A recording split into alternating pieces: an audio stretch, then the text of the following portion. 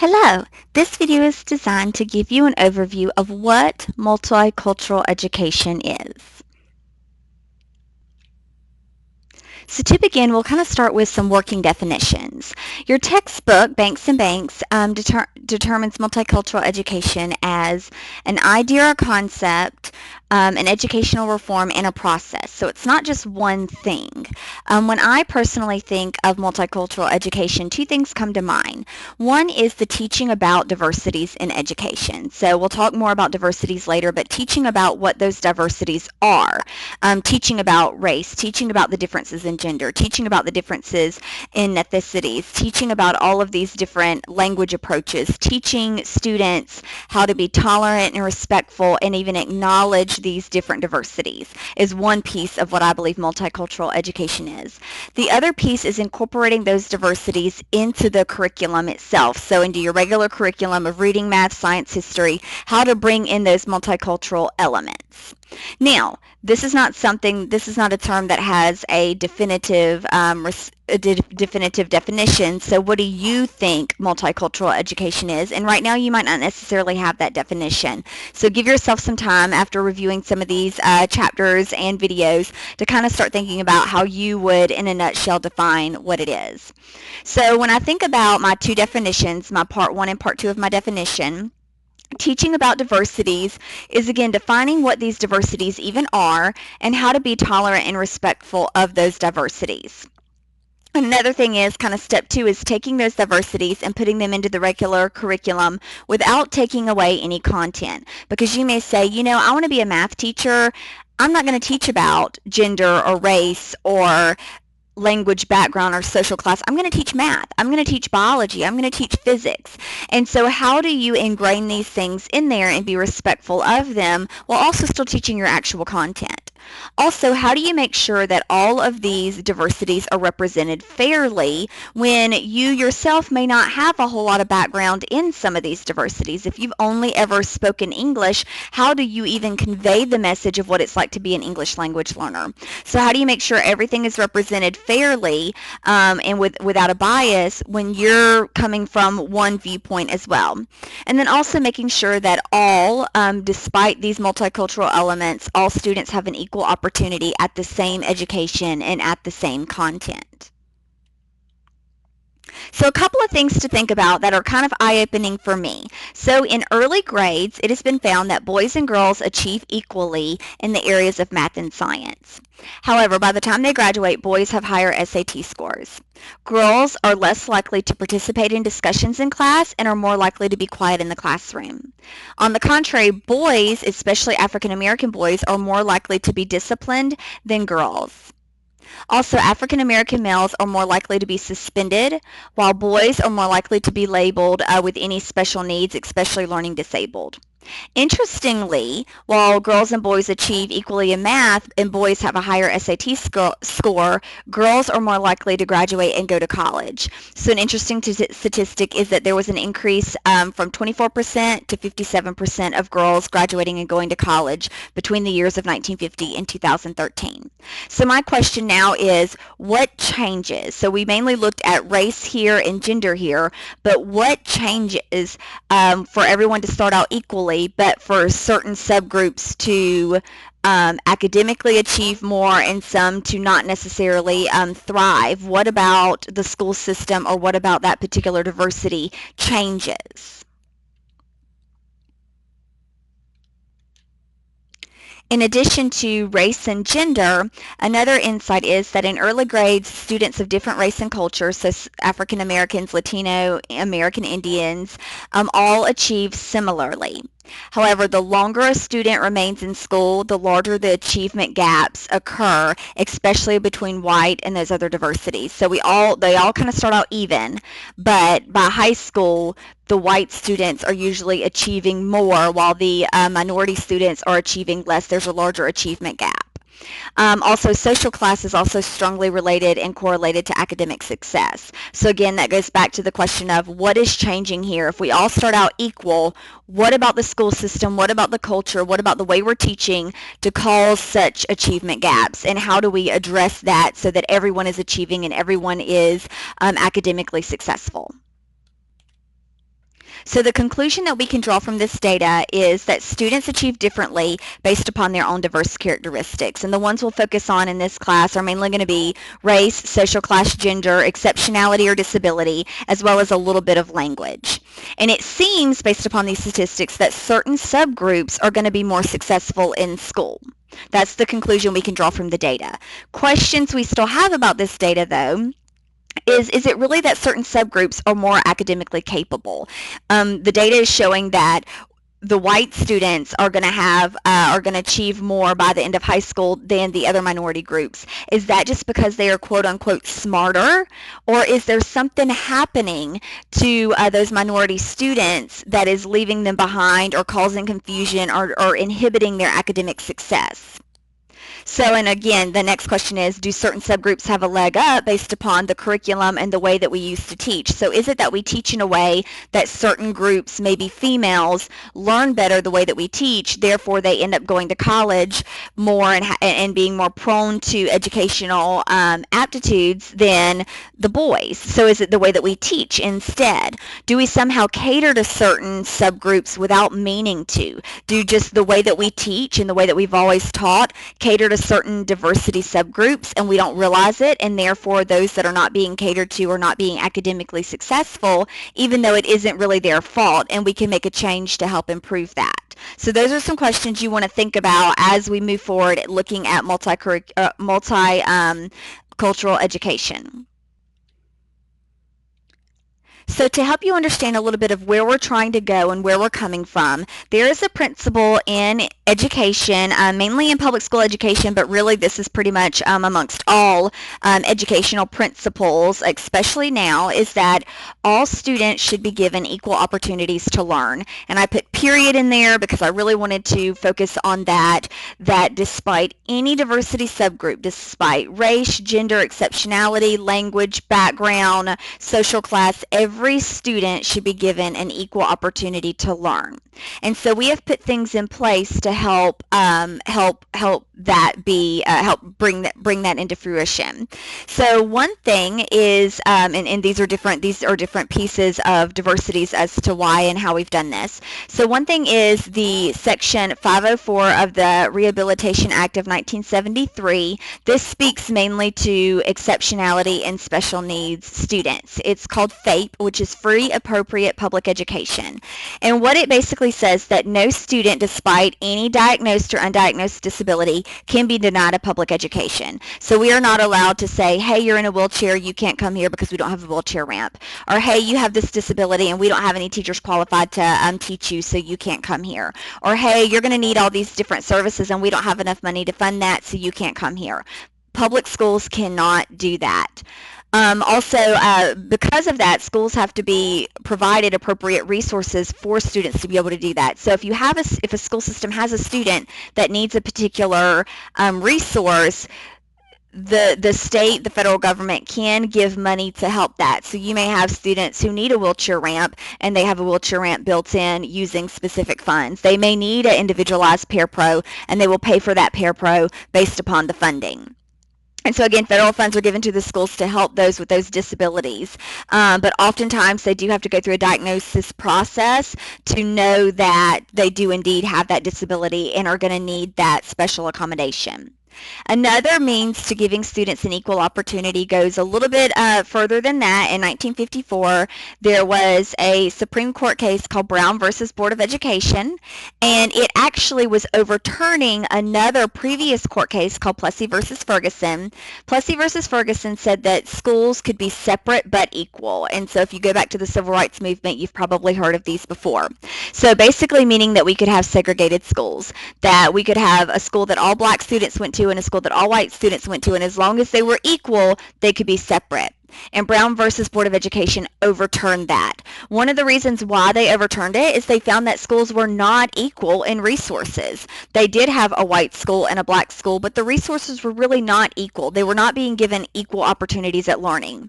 So it was overturned, and that led to the integration of all schools, which again helped with the equal opportunities for all to learn. Another one, so again, we spoke now on disability and race. Now let's speak about gender. So Title IX of the Education Amendments Act of 1972, and you can read the statement of what it said, but basically it said that students cannot be denied benefits, education, programs, or activities based upon their sex or gender. And this bleeds a lot into sporting events. So students cannot be denied to participate in a sport based upon their gender. And if they do, federal funds can be pulled from that school. And so a lot of this is based upon federal funding. If you don't comply, you lose federal funding, which is kind of the meat and potatoes of a lot of the school systems. So again, this is some of the ways that equal opportunities have been put into place for special education, for gender, and for race. So the question is, how do we make all this happen when we have students who are very different, with different learning characteristics and different learning needs? So we're accepting that everybody needs to have an equal opportunity, but how do we go about making that happen? So one way that we go about making that happen is through differentiated instruction, which is teaching the same content and curriculum but doing it differently. So we're all learning about X, Y, and Z in math, or we're all learning about X, Y, and Z in biology, or we're all learning how to read, but I'm doing it differently. I'm teaching you differently based upon your learning style or the way you learn best, or based upon your reading level. So I'm going to teach you how to read, but I'm going to start here with this group of students because they're more advanced than the others, and I'm going to start here with this group of students because they need more background knowledge. Or, teaching based upon interest. So we're going to do some differentiated instruction.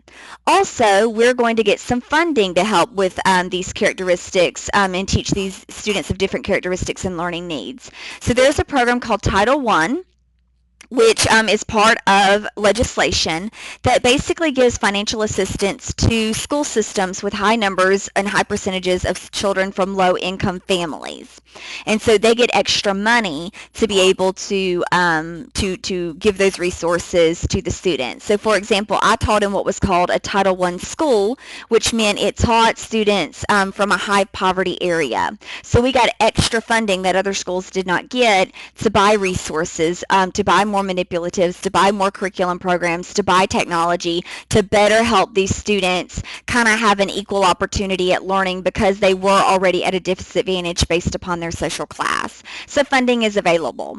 Also, in addition to kind of help give more opportunities, are special programs that have been put into place. This is especially for special education and English language learners, those two types of diversities. There's resource classes, pull-out programs, and self-contained classes to where those who have been diagnosed with special needs can get individualized instruction while still going to the public school to be able to have an equal opportunity to learn. So they're still going to be taught, they're just going to be taught on their level at their pace.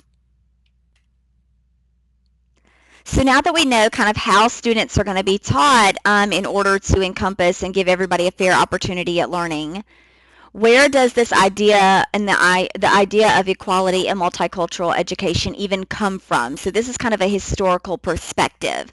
It really started back, a lot of it can be stemmed back from the civil rights movement in the 1960s, and this is kind of the race movement for racial equality. During the civil rights movement, there was a big push for better facilities, and again, the separate but equal was overturned to where everyone was going to use the same facilities and have the same resources. There was also a push for more black teachers and administrators to have representation of leadership among race. There was also a push for better representation in the textbooks and curriculum, because you can imagine how it would be to be a minority or from a certain race and you open your textbook and everybody in that textbook is from a different race. So there's not a lot of identification there. Also, another push came from the feminism movement, which is again speaking of gender during the 1960s and 70s. There was a push, and there's continued push, for equal pay for women, another push for more female administrators, again with the representation, and another push for more females and women of power in textbooks and curriculum. Around the same time, you see a lot of this happened during the 60s and 70s, which is a lot of reform in education, along with reform in social aspects anyway, was the disabled and exceptionalities. So during the 1970s, specifically in 1975, there was an act passed called the Handicapped Children Act of 1975.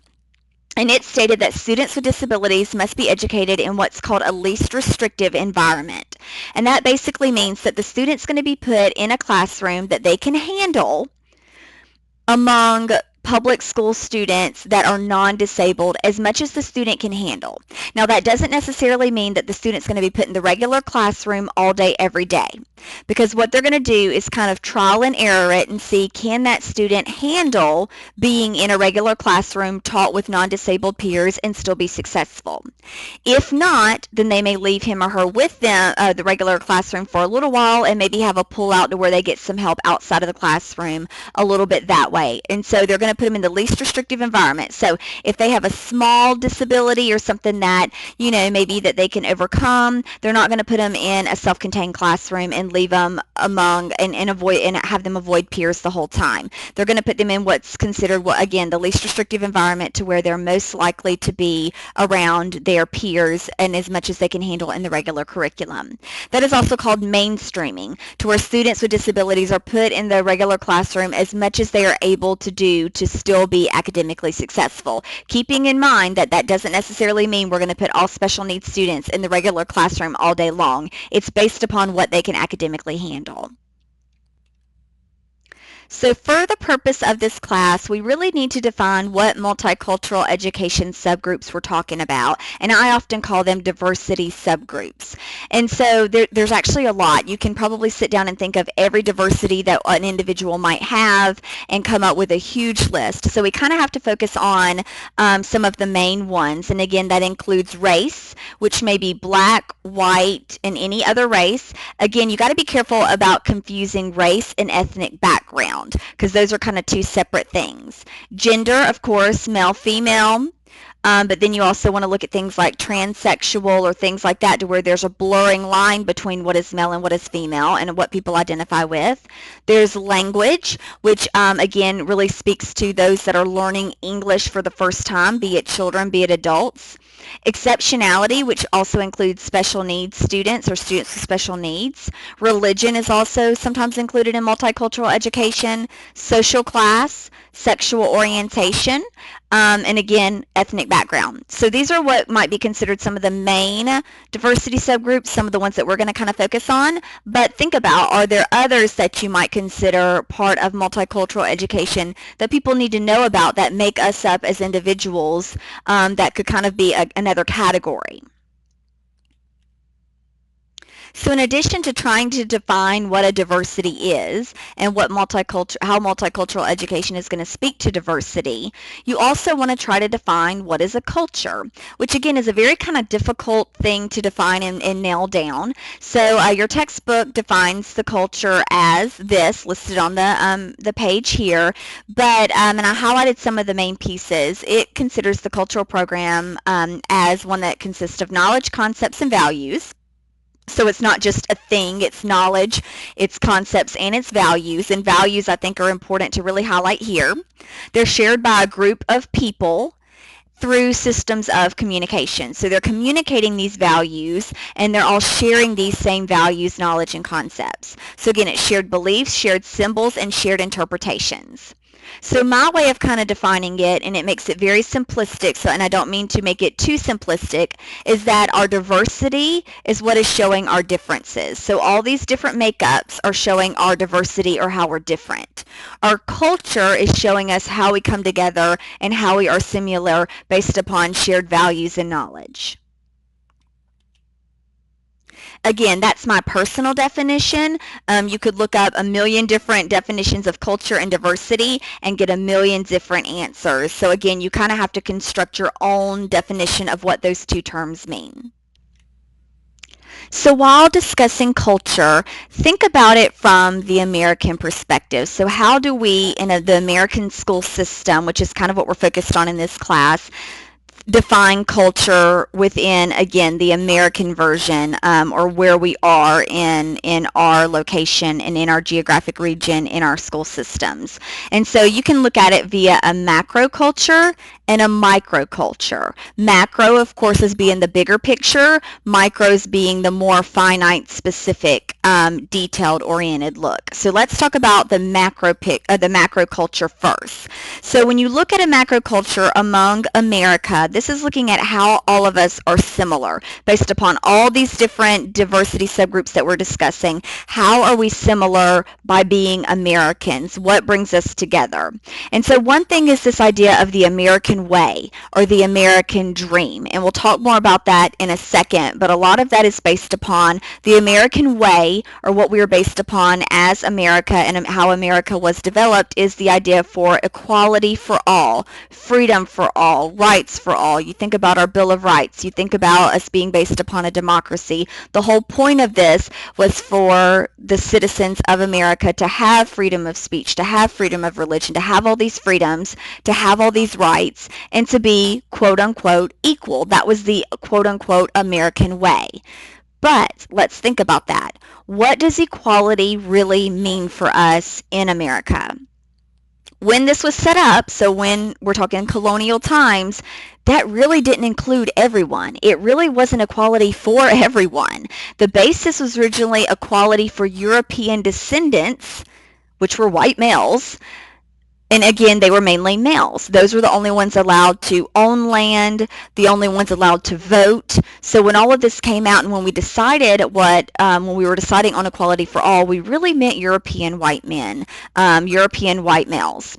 So race and gender were not in the original equality standpoint. Now, later, race became an issue, and now there's equality for race. Gender became an issue, and now there's equality for gender. And now these different subgroups are allowed to vote and allowed to go to the same schools and all of that. So again, but just keep in mind that this idea of equality has changed over time.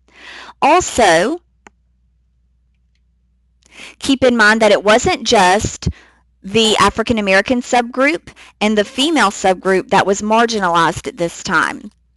When all of this was coming to play, when America was founded, other cultures were marginalized if they didn't meet our quote-unquote American way, American dream, American ideal. Again, think about the Native American culture. When Native Americans were assimilated into our American culture, they were often asked to give up their Native American name, their Native American dances, their Native American religion. They were made to look and act like Americans, go to American school, learn English. There was no, and a lot of Native American heritage was lost there because the families stopped teaching the language, stopped teaching the culture, stopped teaching the religion in attempts to assimilate and give in to this American dream or American way.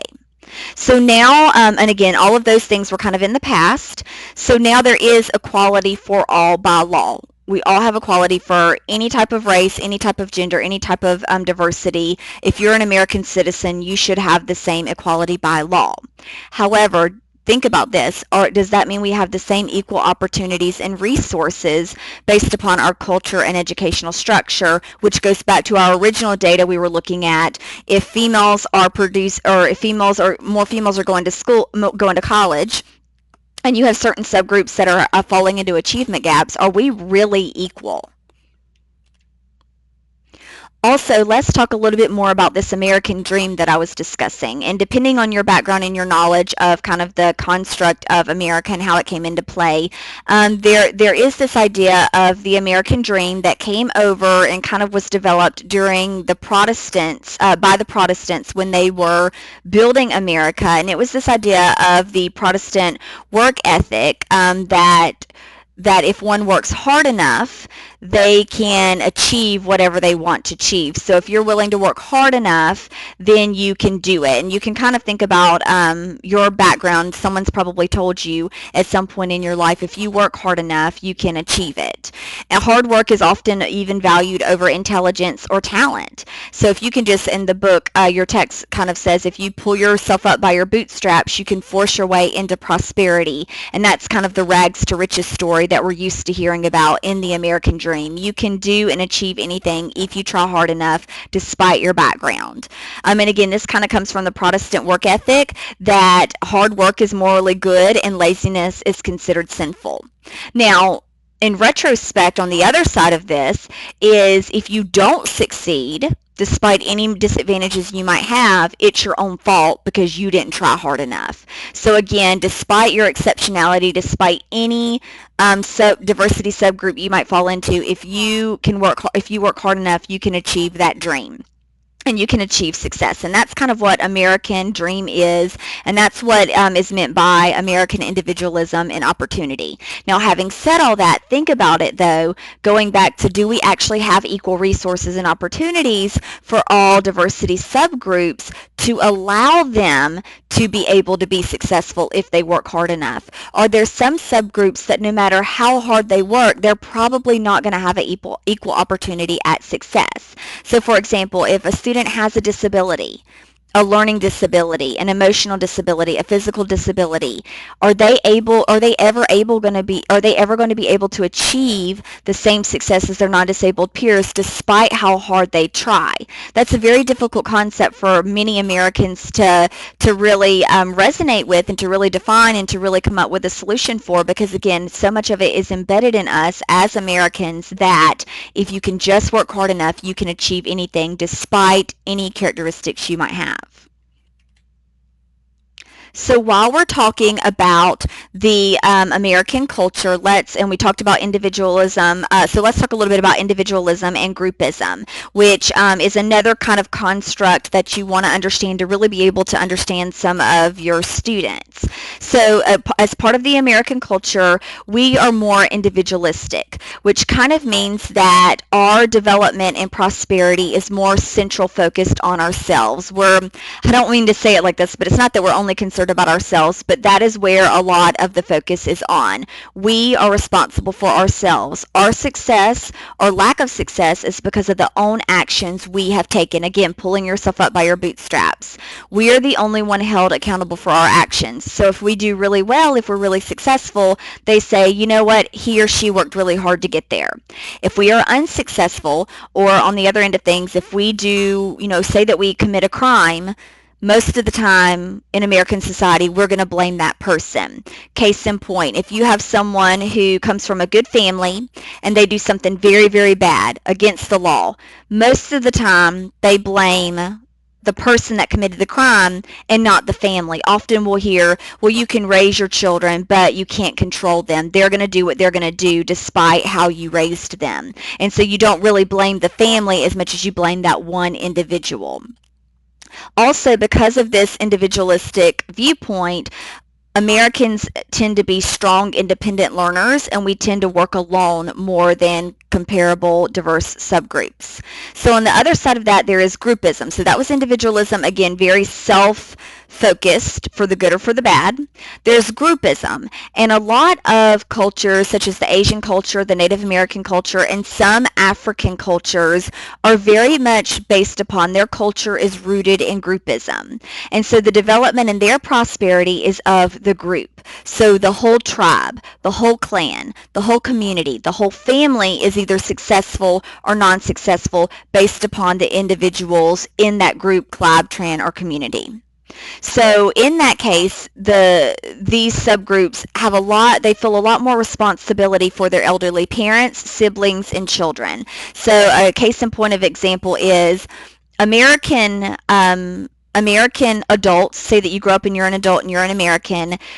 Most of the time, you don't really think twice about, you have elderly parents, you're working, you're not able to take care of them, you either hire somebody to take care of them, or you maybe put them in a home where, someone else can be hired to help take care of them, like a transition home or that kind of thing.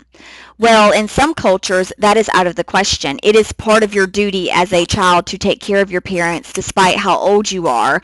It is part of to let them live with you, to take time off of your job to make sure that they are taken care of. So again, it's a difference in culture, groupism versus individualism. Also, in groupism, your pride or shame is brought on your entire family. So going back to someone's success, if someone from a groupism viewpoint, if one individual is successful, it is viewed the entire culture, the entire community, the entire tribe is successful.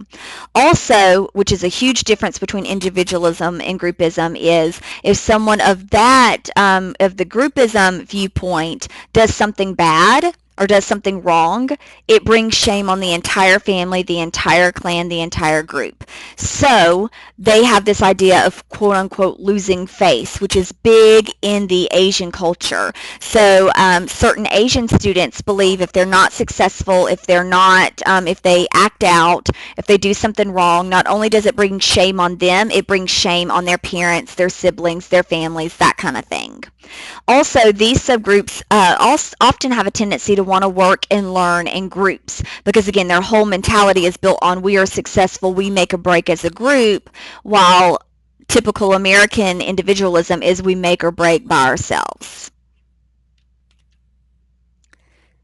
So now that we've kind of discussed the macroculture, which is the bigger picture of American viewpoint, American culture, what the typical American believes based upon being an American versus other countries and regions, let's talk a little bit more about specifically us. So more on the specific, how are we different? So the macroculture was kind of how us as Americans are alike. Now how are we different? And this goes into the different diversity subgroups. So take a second and look at the different circles that I've put on the page.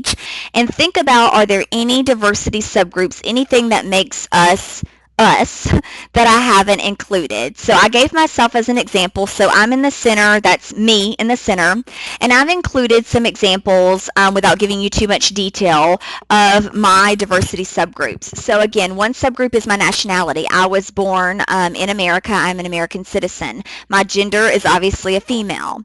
I don't have any exceptionalities in terms of a disability. My social class is lower middle class. My religion is Christian. My race is white. My ethnic background is German, which means that while I've been an American my entire life, I can trace my heritage back to Germany.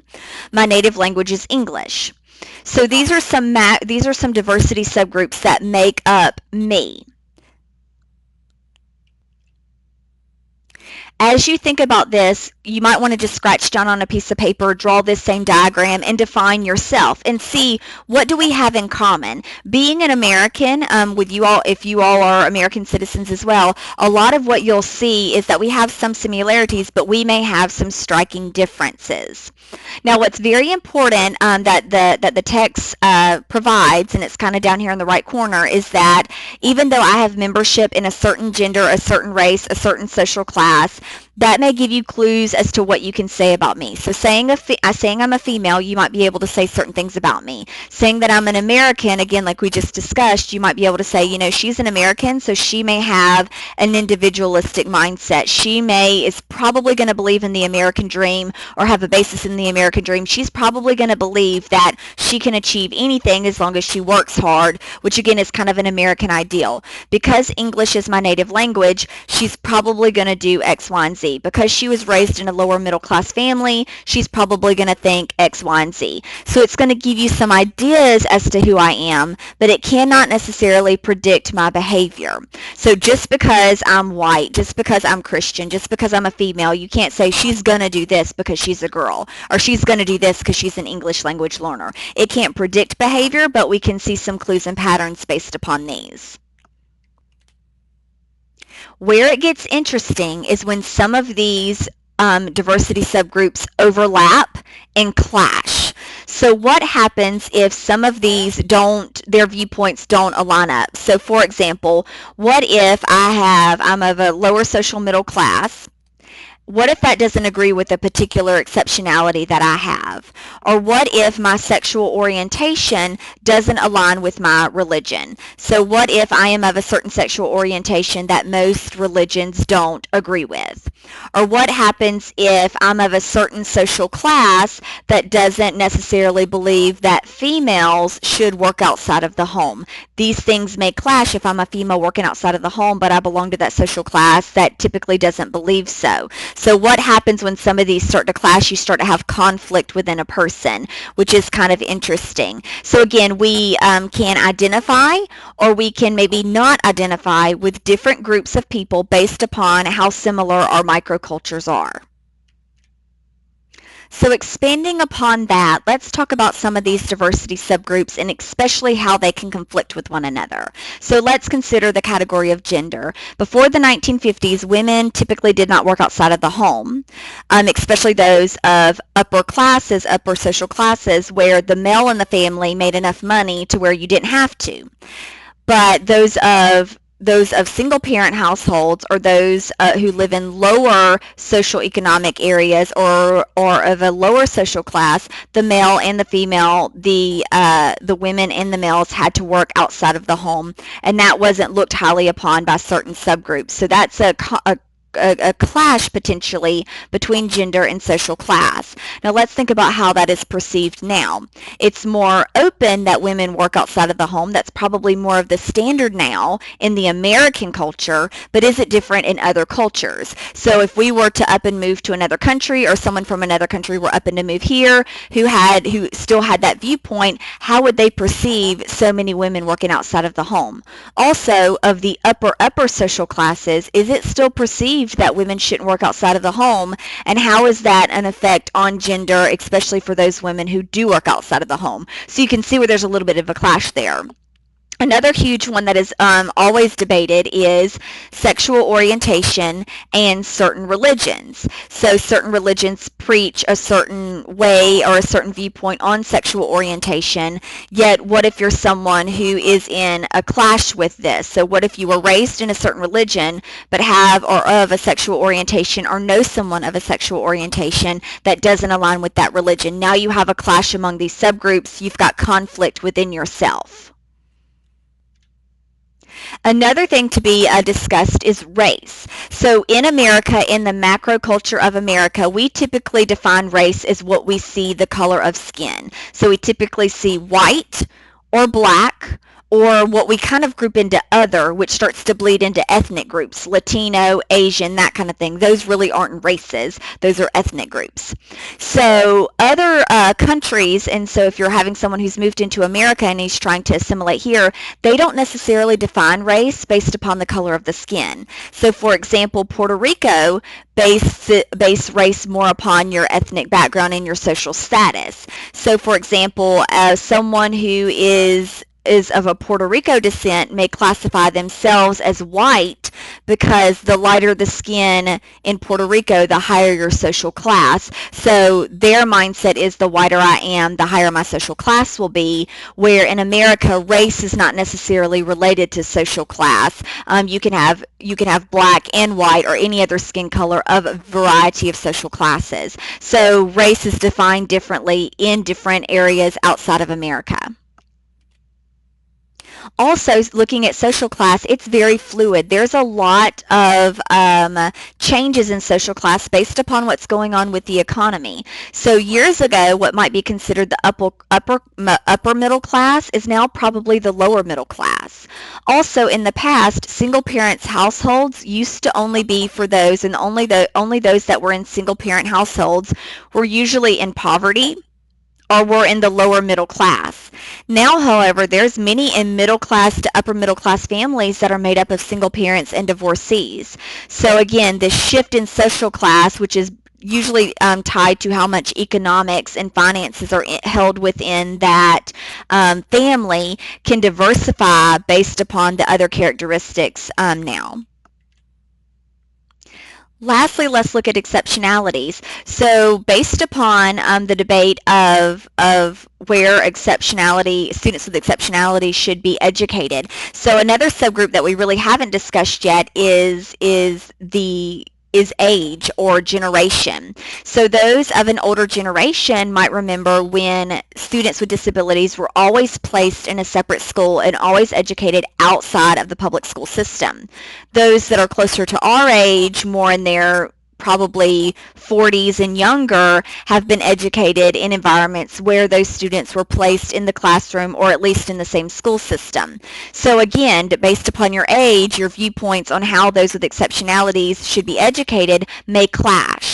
So your book makes a distinction between what is a disability and what is a handicap, and I think that that's important to distinguish, and we'll talk about more diversity in this respect with exceptionalities later, but the way I just wanted you to understand the difference of how this is defined. So a disability within a school context is defined as those that most of them have to be documented and diagnosed, but most of them have a medical basis or some type of social construct. A disability only becomes a handicap when a person is not able to do what they need to do because of that disability. So they're not able to achieve the same that a person with a non-disability would be able to based upon that particular disability that they have. So here's an example. So say that we have a deaf person and they obviously have the disability of not being able to hear. They're not equally physically, they do not have the same equal abilities. Now, this may not affect the person's ability to read. So while they have a disability of being deaf, they're not handicapped in their ability to read because it doesn't matter. The deafness plays no role in that. However, because of the deafness, they are not able to listen to an iPod or listen to their phone. So they are handicapped in that respect of not being able to do that. So here's where education comes into play. Is there a way we can work around that handicap? Can we somehow help this student to get the same information and give them the same opportunity from what's on that iPod or iPhone without having to hear it? And so when we do that, that is what we call overcoming the handicap. So they always have the disability, but that handicap can be a factor in their educational success based upon how we deal with it. So now let's think about back to the basis of multicultural education and why you need to learn about it. You think to yourself what you want to do as a profession, which is obviously teaching, but what you want to teach. And so some of you may say, this is right up my alley. I plan to teach English or history, and I want to bring about a lot of different diversities and a lot of different viewpoints. Some people may say, you know what, I'm teaching science and math, and it doesn't really matter any of their background or any of their language or their race or their gender. I'm teaching them the same thing. I'm teaching them how to add, subtract, multiply, divide, whatever. So do I really need to know that? And so I don't want to give you the impression that that's the only thing that multicultural education involves. So there are different dimensions of multicultural education. The first one is kind of what you're probably initially thinking, and that's the content integration. Taking multicultural education, all these cultural backgrounds, all these lessons, and putting them into the curriculum itself, which is very easy for things like language, history, that kind of thing. It's harder for math and science. It's important, though, that you give, when you're teaching those areas, an accurate representation of those different subgroups and not stereotypes. So in that case, you want to avoid superficial representations, and we're going to talk more about that in the next video. But an example is when you're teaching Thanksgiving should not be the only time you talk about Native American culture and define what a Native American is based upon the Thanksgiving event. So you want to be careful about your content integration with these different multicultural diversity subgroups, which you talk about more in a minute. So not only are we teaching about the diversity subgroups, which is kind of one of my definitions of multicultural education, but we're also helping students create their knowledge construction process of how they even think about those of different diversity subgroups. And so how do we perceive them, and then how do we read something and go, that is obviously biased towards this group or obviously biased against this group? And how do we look at typical history and see how has this been slanted and how is this history told only from one perspective? And so a typical case of this is when we're reading a typical history book, and it says that America was labeled the quote-unquote New World by European explorers, but then we think to ourselves, was it really a new world? Native Americans lived there years before the Europeans ever came over. It wasn't new to them. Also, we think to ourselves, how are we accepting that certain races have higher IQs than others? In the past, that was an actual belief, that if you were of a certain race or if you were of a certain gender, you were going to have a higher IQ and be more successful. How is that even viewed? And if we see data in that construct, how do we question it? Again, looking at the data we talked about at the beginning of this video. So being able to question this. while also keeping in mind your own personal limitations. And everyone's going to have personal limitations. For example, I'm a native English speaker, so it's going to be very hard for me to understand, empathize, and help someone who isn't an English language learner, especially as an adult. How can I really empathize with them, teach them, understand their perspective, and teach others about their perspective when I haven't lived it myself? And that kind of gives us a disadvantage. While we as individuals have a lot of diversity subgroups, it's hard to 100% understand someone who is not in our subgroup. The other two aspects of dimensions of multicultural education and what it involves, and this one's pretty easy, the third one, is prejudice reduction. Obviously, we all want prejudice reduction. We don't want any students growing up thinking that they can be prejudiced against any subgroup or discriminate on any subgroup, and anybody can do this. Math, science teachers, any teacher can create a positive atmosphere that is tolerant and understanding of all those diversity subgroups. And here are some strategies that you can take. Number one, make sure that your classroom make sure that everyone knows that there is an equal status, and make sure that everyone does have an equal status. We talked a little bit about how in this video we talked about how some things in the past we call it equal, but it's not really equal. Make sure that in terms of resources, respect, it is all equal. Also make sure that everyone knows you're working towards the common goal, which is achieving X, Y, and Z of this curriculum piece, and that we're all working together to do so. And again, keeping in mind some people are coming from an individualism viewpoint, and some are coming from a groupism viewpoint, but we all have to work together to achieve this goal and make sure that we're all there to support each other. So again, keeping in mind that you're including parents and administrators in this conversation. The last part, or the last dimension of the multicultural education approach, is equity pedagogy. So for the sake of this explanation, equity is going to mean equal or fair. And pedagogy, if you're not familiar with that term, is ways to go about teaching. So the teaching strategies that we use, how we go about teaching, the skills that we're using to teach a concept, that's called our pedagogy. And it's a common term that you'll see in education. So equity pedagogy is asking, how do we teach all of these different subgroups when they all need different things, which is something that we just asked at the beginning of the video, which is a huge piece of the multicultural education frameworks. So how do we get them all to the same place with their learning, knowing that they come from all these different backgrounds and they need all these different things? So taking this away, you want to keep one thing in mind. We cannot change the curriculum. And if you're not familiar with what the word curriculum means, curriculum is the content of what we teach students. So how to read, how to add, what cells are, whatever, when the Revolutionary War happened, that's the curriculum, what you're actually teaching, the content of what you're teaching the students. We can't change that. That's been given to us by the state and federal government. We have no choice in that.